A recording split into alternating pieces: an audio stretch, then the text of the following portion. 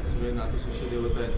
तर माऊलींकडे आणि गणपती बाप्पांकडे आपण माऊलींसाठी प्रार्थना करतो. सर्व नाथशिष्य परिवार देवतांसाठी प्रार्थना करतो की सगळ्यांना शिवमंगल हो, सर्व अखंड कल्याण हो, कोणामध्येही कुठलाही शत्रुत्व भाव न राहो आणि उत्तम प्रकारे सर्वांना सद्बुद्धी, सुख, समृद्धी, शांती, समाधान, आरोग्य, ऐश्वर याची सर्व भरभराट आपल्या सर्व माऊलींच्या कृपेने हो. म्हणून ज्ञानेश्वरीमध्ये आपण पाहत असाल की आपल्याला पहिल्याच अध्यायामध्ये आपल्याला प्रारंभीच गणपती बाप्पांचं स्तवन माऊलींनी केलेलं आहे.